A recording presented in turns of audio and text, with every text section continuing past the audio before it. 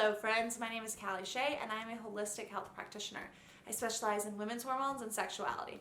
And today's video is a menstruation Q&A. I have been meaning to do this for so long. I asked these questions forever ago on my Instagram and I'm finally getting around to it. So I'm just going to run through some of the questions that I was asked about menstruation and fill you in. If you have any questions that come up during this video, feel free to leave them in the comments or message me on social media, tweet me, whatever, and I will get back to you. If you like this video, maybe give it a thumbs up, comment, subscribe, let me know your thoughts. I would love to hear from you. So I really appreciated these questions when I was... It won't load. Okay, well my phone's about to die, so that shows you how prepared I am for this. So let me just send these to my laptop, and then I'll read them from my laptop. Okay, first question. I get equally as bad of cramps during ovulation as during my period. Is this normal? Yes and no. So if you are feeling your ovulation and feeling your period, that's one thing. If you are in excruciating pain or super uncomfortable cramps, either during ovulation or during your period, that is something to go see your doctor about. That could be something like cystic fibroids or something else going on. And I would encourage you to at least check it out and make sure there's nothing else going on. Having some kind of feeling around your ovulation is normal. So that could be like a twinge on your left or your right side. I always know which side I'm ovulating from because I can just feel the muscle pulsing almost. So that can be normal, but if it's really, really painful, I would encourage you to seek help elsewhere. Cramps on your period should be pretty comfortable for the most part. They should not be excruciating. An ideal period is pretty painless.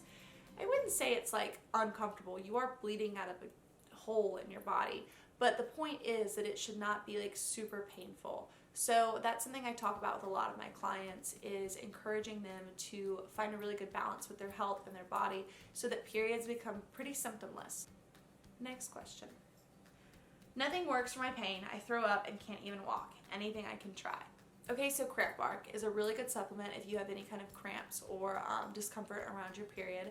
It comes in a pill, or you can get it in a tea. So that would be the first thing I would encourage anyone to, after checking and making sure there's no drug interactions and checking with your doctor.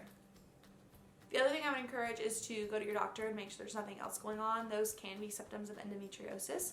So just getting checked and confirming that everything's hunky-dory. Other than that, revamping your diet and your lifestyle is going to be so crucial.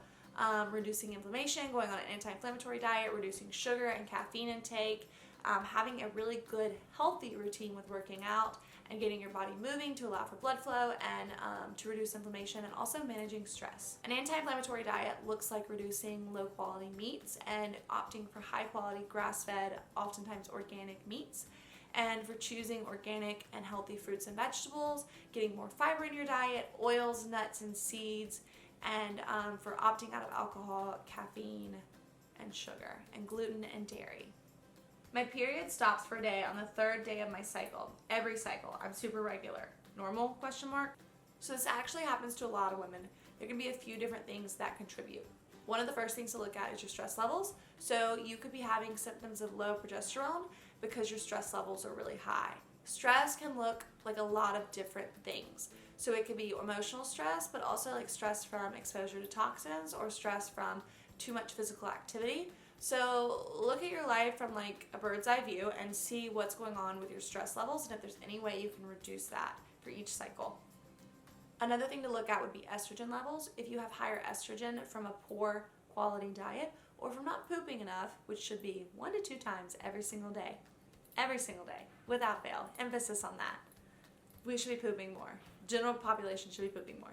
Anyways, making sure that you're eating lots of healthy fruits and vegetables, lots of high quality meats, high quality fats, reducing your intake of sugar and dairy. I also suggest making sure you are resting enough the first 2 days. If you're working out really hard or staying really busy or going on the first 2 days of your period, maybe dial that back a little bit and see if you can chill out and see if that encourages the third day to happen on its own.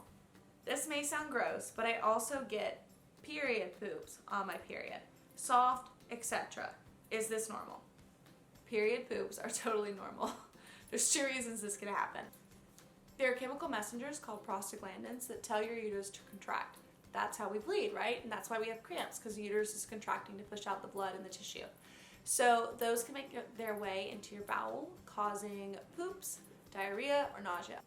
Another potential reason is that after we ovulate, our progesterone skyrockets, which is one of like the greatest things about ovulation, because we need that progesterone. It's so good for keeping us calm, preventing anxiety, making things feel good.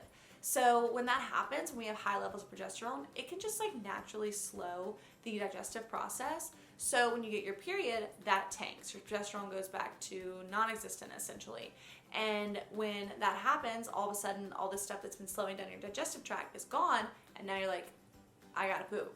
Does exercise really equal less period cramps? So yes and no.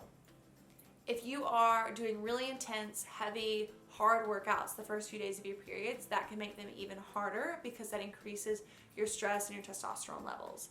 But if you are doing things like slow yoga, light stretching, going on walks, like very low intensity cardio, those can help because it gets your happy endorphins going and it increases blood flow in the area, so that can help reduce cramps. What is your recommendation for women who hate wearing tampons/pads? So She Thinks makes really good period underwear that catches the blood. And the other option to try, even though it's kind of like a tampon, it's not the same thing, would be a menstrual cup. What does it mean if you have a shorter cycle? So this depends on what you're considering a short cycle to be. So a cycle can be anywhere from 21 to 35 days long, and anywhere from like a 3 to 5 day like actual bleed. Spotting doesn't really count, so like the days you're actually heavy bleeding. So if you're having a less than 21 day cycle, I would recommend getting your thyroid hormones checked out and making sure everything's good there.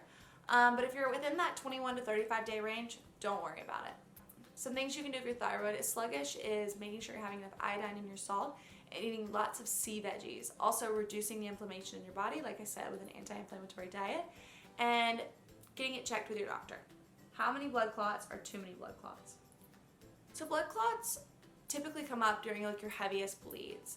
And if you're having larger blood clots, that's when you should be concerned. So blood clots are really just like protein and tissue that are coming out of the uterus. If they are bigger than the size of like a dime or so, then maybe that's something you should talk to your doctor about, something to be concerned about. But if you're just having like blood clots passing on your heavy flow days, that isn't necessarily a red flag.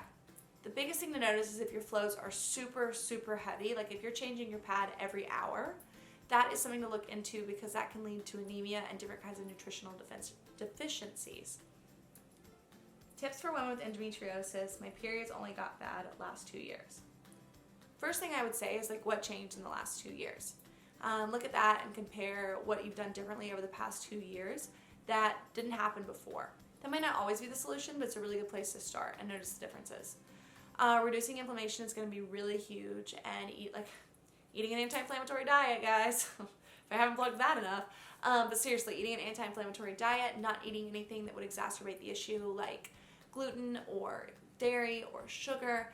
Some other things you could do is take like anti-inflammatory supplements like curcumin, checking with your doctor and making sure there's no drug interactions. And consistent exercise and a healthy routine is really, really important. If you have endometriosis and you have irregular consistencies in your exercise routine, that can be really difficult for your body because every time you exercise, you get like a spike of testosterone. So getting yourself in consistency prevents those spikes from happening. And if you are like starting to exercise and then you stop and then you start and then you stop, you're getting this like wave. And every time you get that surge, you're going to get some kind of a flare up potentially. All right, guys, that is the end of this video. Thank you so much for watching. If you are interested in working together and learning more about my services, I'm going to put a link in the bio to book a free call. This is just something that gives us an opportunity to chat, see what's going on for you. If you've got period problems or hormonal acne or digestive issues or whatever's going on, let's see how we can work together and come up with a game plan to make you feeling like your best self. So let me know if you have any questions, and if you like this video, like I said, do all the things. Thanks so much for watching, and I'll catch you next time. Bye.